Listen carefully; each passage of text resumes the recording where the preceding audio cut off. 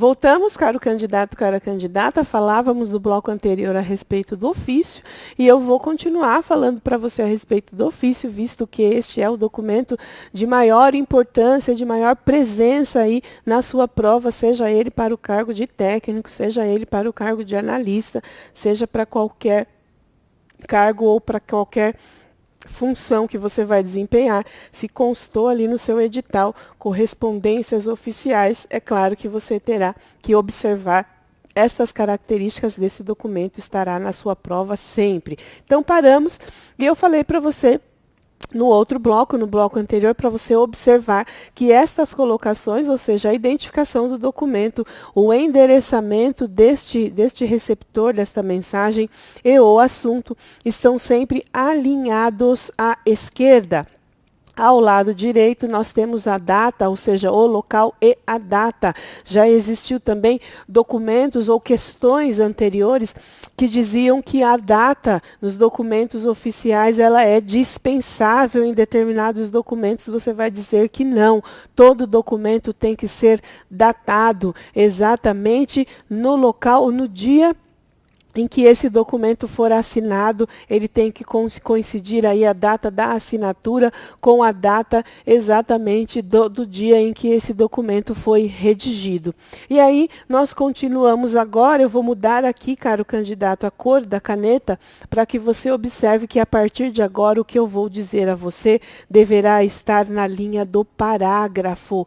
Cuidado com esta observação, porque nós já observamos questões em que os ofícios foram colocados com o vocativo também alinhado à esquerda, está errado. Agora, a partir da linha do parágrafo, olha o que eu vou fazer aqui com esta caneta marca-texto. Perceba que, a partir de agora, eu estou colocando tudo alinhado. A partir de agora, tudo que eu disser para você é a respeito esses dados estarão ao lado ou da nossa formatação, aqui na nossa chamada paragrafação. Haverá o início de um parágrafo. Então, eu estou colocando aqui o meu vocativo. Perceba que as primeiras letras são iniciais. Como eu estou me dirigindo a um deputado, eu não estou usando o excelentíssimo, eu estou usando apenas o senhor deputado.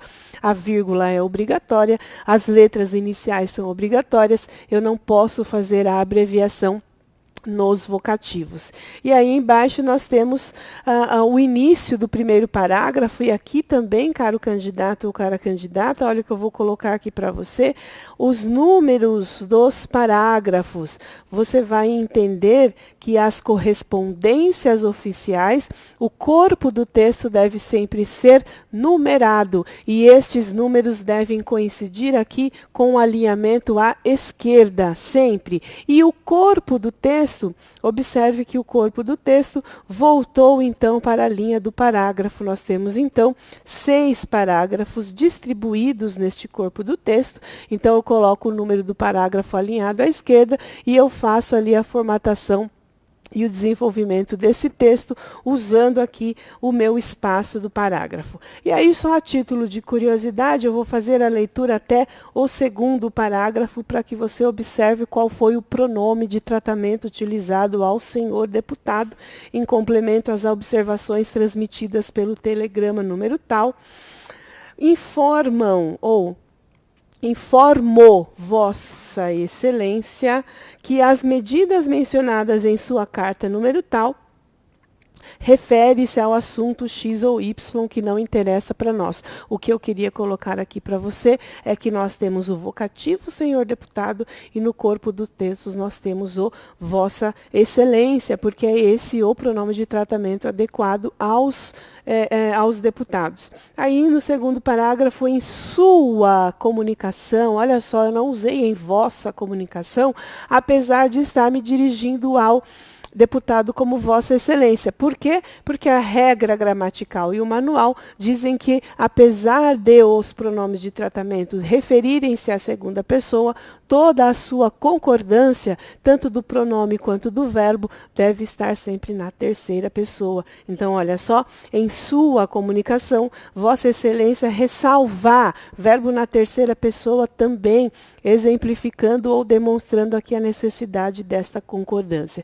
E aí nós vamos para a segunda página, que nós temos, na qual consta ali o 6º parágrafo, lembrando da obrigatoriedade de não se deixar em branco, apenas numa página em branco, a assinatura do signatário, porque seria o mesmo que emitir um cheque em branco. E aí, alinhado também ao parágrafo, nós temos o fecho, cuidado, então o vocativo e o fecho deve estar sempre alinhado à estruturação do meu texto. Veja que aqui eu tenho na mesma linha de formatação o documento, este texto está formatado, está alinhado ali ao texto, o vocativo e o fecho. E aí, caro candidato, cara candidata, olha que interessante aqui, você vai anotar que os dados do signatário devem estar centralizados. Veja que neste caso eu não tenho nem a esquerda e nem a direita. Eu coloquei no centro os dados do signatário, ou seja, o nome, o cargo e a assinatura, no caso, em cima do nome. Estes são os documentos, ou este é o documento que estará na sua prova, certeza que ele estará na sua prova. Observe sempre que você tem ainda uma outra verificação, ou seja, o que você vai lembrar é exatamente que este documento em tela, ele é emitido ou recebido por órgãos públicos, ele é emitido ou recebido por empresas, ele é emitido ou por empresas e ele é recebido por pessoas. Então, veja, nós temos três tipos de pessoas que recebem o ofício: a administração pública, a pessoa jurídica e a pessoa física. Então, nós temos o órgão público, a pessoa jurídica e a pessoa física que pode receber ofício. E quem pode enviar ofício são só dois, ou seja, a administração pública e as empresas. Sempre para que eu chame de correspondência oficial, a administração pública tem que estar envolvida, seja no papel de emissor, seja no papel de receptor. E vamos lembrar também que este é um documento de circulação externa. Esse é o famoso documento que passeia. Ele tem sempre não há hierarquia com relação ao emissor e ao receptor, e ele não é um documento para resolver problemas internos. É um documento que vai passear para outros setores administrativos ou para particulares e empresas, ok? Feita esta observação, falaremos agora do nosso famoso memorando. Memorando, o que seria este memorando? Qual é a característica principal do memorando? Você vai guardar aí, pinta, joga purpurina, joga neon, troca a cor da caneta, guarde esta palavra. Memorando, que é o M da nossa mão, ou seja, faz parte do chamado padrão ofício, ele é um documento de comunicação interna. Esse é o documento que foi criado para lavar a roupa suja, ou seja, ele serve para resolver os problemas da própria administração. Ele não passeia, ele só vai, o máximo que ele faz, ele viaja de setor para setor, mas sempre dentro da mesma hierarquia, sempre dentro da mesma administração. Quando nós falamos essa questão de setor para setor, porque já foi uma questão de prova em que o candidato ficava em dúvida quando dizia assim: o memorando, ele tramita ou ele sai de um setor para outro setor. E aí o candidato confundiu este verbo sair com a característica do documento oficial, que é o de natureza externa. Veja que aqui nós estamos trabalhando com seção, aquela seção com S e C cedilha, que quer dizer departamento. E este departamento e essa seção seria uma subdivisão de um departamento maior, de uma administração maior. Então, veja que eu vou resolver um problema interno de compras para vendas, do recursos humanos para a parte operacional. Neste caso, nós estamos dentro da mesma administração, dentro do mesmo setor. Então, eu estou enviando um memorando para resolver os problemas relacionados a um departamento, a uma pessoa, ou ainda cabe à administração pública Cabe ao chefe da administração pública, ao superior da administração pública, talvez resolver ou enviar, emitir ali, redigir um memorando que tenha o objetivo de informar a todos os presentes ou a todos os servidores daquela administração. Então, eu vou chamar esse memorando de memorando circular. Memorando circular é aquele que atende a vários ao mesmo tempo. Mas o objetivo é o mesmo. Então, para evitar perder tempo, para evitar desperdício de papel, nós usamos, então, uma única informação colada ali, por exemplo, no quadro de aviso. Todos os funcionários têm acesso a essa informação. Chamamos este memorando de memorando circular. E aí voltamos para a tela. Como memorando é uma comunicação entre unidades administrativas de um mesmo órgão para tratar de assuntos gerais da administração, se ele pertence ao mesmo órgão, é uma comunicação interna. O destinatário, caro candidato, aqui você vai mais uma vez pegar aí uma partezinha diferente da sua anotação, pintar, trocar a cor da caneta, escrever com uma letra maior, porque isso é questão de prova. O destinatário é mencionado pelo cargo que ocupa. Silvia, não entendi o que você quis dizer. Eu estou dizendo que no memorando a banca vai tentar dizer para você e você vai dizer que não. No memorando não há vocativo, ok? Porque não há vocativo, você não vai colocar excelentíssimo senhor nem senhor. Você vai colocar o senhor, sim, mas em seguida você coloca o cargo, ou seja, senhor chefe da manutenção, senhor supervisor de ensino, senhor professor, senhor técnico, senhor analista, qualquer que seja, tem que aparecer o cargo, por isso não é vocativo. Você vai mencionar simplesmente pelo cargo que ocupa. Então, o destinatário é mencionado pelo cargo que ocupa. Não pode conter endereçamento? Vamos entender por quê? Se é um documento interno, se ele não passeia, se ele não viaja, se ele não muda de administração, eu vou considerar que não há necessidade de colocar, portanto, o endereçamento. Lá em cima, na data, olha só, na parte designada para local e data, o local pode ser omitido. E aí, ao invés de eu colocar São Paulo, 27 de agosto de 2016, eu vou colocar apenas isso aqui, olha, em 27 de agosto de 2016. Ok? Então, veja que nós temos 3 observações muito pertinentes e muito importantes para a sua prova. Primeira, memorando é um documento de circulação interna. Segundo, não há vocativo, pois o receptor, o destinatário, é mencionado apenas pelo cargo que ocupa. Terceiro, não há endereçamento, visto que ele não vai passear. E aí, quando eu vou colocar ali a data, porque a data ela não é dispensável, nunca, jamais. Nós vamos colocar apenas, ou eu vou iniciar em primeiro, em segundo, em terceiro, em 10, em 15, em 20, em 30, em 31, do decorrente mês ali, do mês em questão, mais o ano. Cuidado que já foi questão de prova, uma questão exatamente assim, por se tratar de documento de circulação interna, o memorando dispensa o local e a data. Errado. A data nunca é dispensável, ok? O local, sim. E aí, a estruturação de documento, que também não precisa você, nesse momento, ter acesso à informação específica, porque aqui nós estamos trabalhando com a padronização. Eu estou mostrando para você, caro candidato ou cara candidata, exatamente qual é a disposição das informações dentro desse documento. Então, veja que aqui, num primeiro momento, eu tenho aqui o nome, lembra que nós já falamos? É um memorando, o ano e o departamento, mas não necessariamente o local. Barra São Paulo, barra MG, barra PE, barra PR, não precisa, porque ele não vai passear.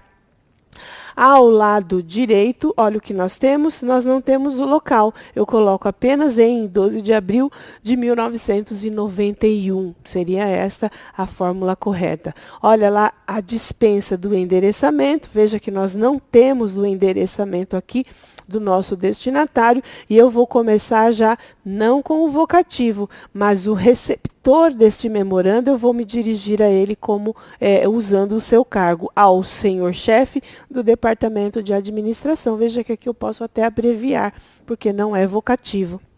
E aí o assunto, já disse a você que o assunto é sempre obrigatório, e eu já disse a você que a enumeração dos parágrafos é sempre obrigatória, e aqui nós temos o alinhamento dos parágrafos, eu atenciosamente, exatamente na mesma linha dos parágrafos, e o nome e o cargo de quem emitiu este documento, ok? Então, não há aqui grandes observações, a não ser essas três que você já fez aí a anotação, tenho certeza. E aí falamos agora do A da mão, ou seja, falamos do aviso.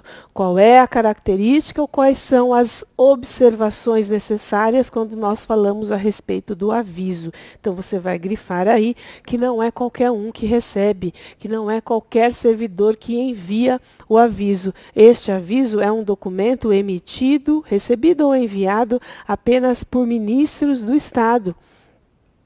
Então, é um ofício entre ministros do Estado ou atos em geral emanado por essas autoridades, os ministros, sobre assuntos afetos aos seus ministérios. Por isso, eu vou enviar, vou bater um papo ali, vou trocar figurinha. Eu sou ministro e o meu companheiro ali é ministro de um outro ministério, de uma outra situação, mas nós temos ali problemas talvez comum, e aí você pode, sem problemas, de ministro, eu sendo ministro, mandando também para um ministro, eu vou mandar esse aviso para tratar assuntos relacionados à minha casa, ao meu ministério, e não assuntos de cunho pessoal. Não é porque nós temos essa especificidade de interlocutores que eles podem colocar ali no corpo do texto, na mensagem, assuntos relacionados ao seu interesse pessoal.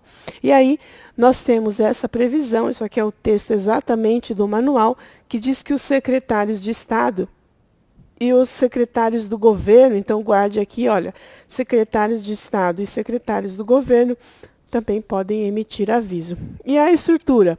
A estrutura é a mesma do padrão ofício, ok? E aí, mudando então, nós temos aqui a distribuição e a apresentação do nosso aviso.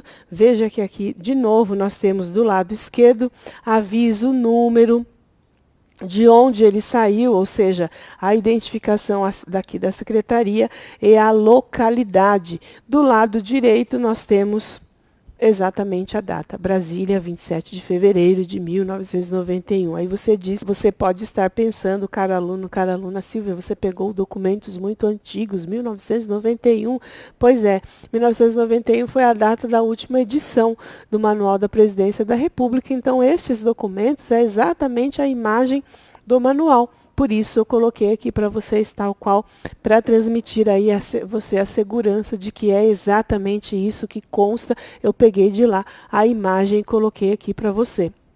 E aí, nós temos a Sua Excelência, o Senhor. Perceba que o endereçamento é obrigatório.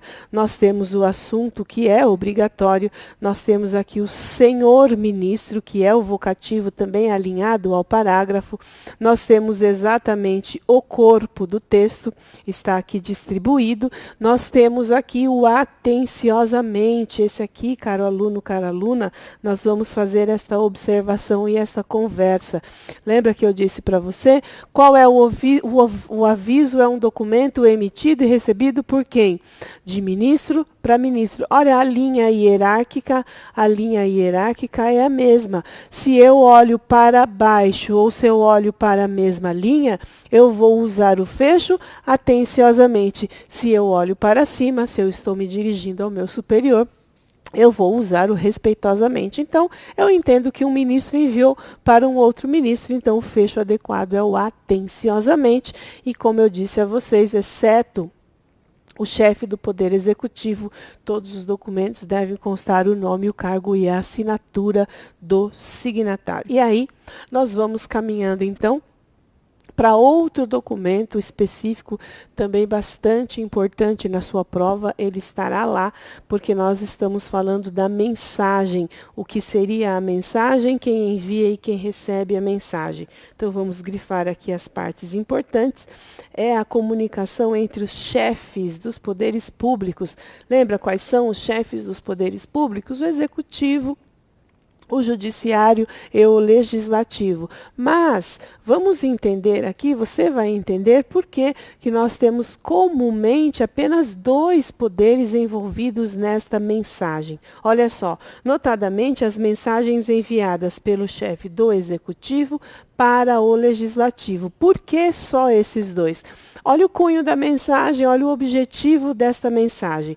Para informar sobre fato da administração pública, expor o plano de governo por ocasião de abertura de sessão legislativa, submeter ao Congresso Nacional matérias que dependem de deliberação de suas casas, apresentar veto, enfim, fazer e agradecer comunicações de tudo quanto seja de interesse dos poderes públicos da nação.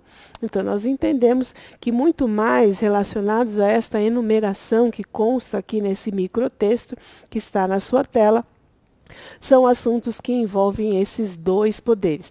Não é proibido o Poder Judiciário fazer uso da mensagem, mas muito mais comumente estes 2 poderes estão envolvidos neste tipo de correspondência, ok? E aí nós temos em tela, então, um exemplo de mensagem também claríssimo, né? O que nós temos é aqui uma observação. Já pegue aí a cor da caneta diferente, porque você vai ter que anotar uma observação relacionada.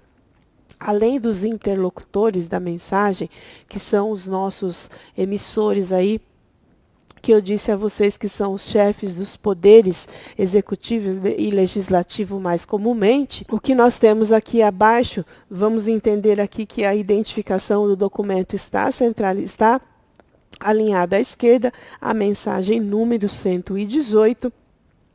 Nós temos o vocativo, excelentíssimo senhor. Por que excelentíssimo senhor? Porque ele carrega o presidente no cargo, né? Se ele ocupa o cargo de presidente de qualquer um dos 3 poderes, ele deve ser tratado no vocativo como excelentíssimo senhor, presidente do Senado Federal. Aí nós temos o pronome de tratamento adequado, Vossa Senhoria, comunico a Vossa Senhoria, veja que verbos na primeira pessoa não interferem na questão da impessoalidade, o recebimento das mensagens, nas quais informam a promulgação dos decretos legislativos relativos à exploração de serviços de radiodifusão. Estou trabalhando ali com a tramitação ou a questão de aprovação ou a promulgação de um determinado decreto, o veto, é a autorização, é a necessidade de uma criação de uma outra lei, artigo, é necessário vetar, é necessário criar, é necessário redigir, fazer observações relacionadas a estes 2 processos. Nós vamos trabalhar com essa questão. E aqui, caro candidato, é exatamente neste ponto que você vai observar. Lembra da data? Até os documentos anteriores, nós colocávamos a data alinhada aqui, a identificação do documento. Agora mudou. A mensagem é a única em que você tem a presença da data no final, ou seja, você tirou a data, ela continua alinhada à direita, mas ela permanece exatamente abaixo do corpo do texto, ok? Então fica essa observação bastante importante para a sua prova, e com isso nós encerramos este bloco de aula. Até lá!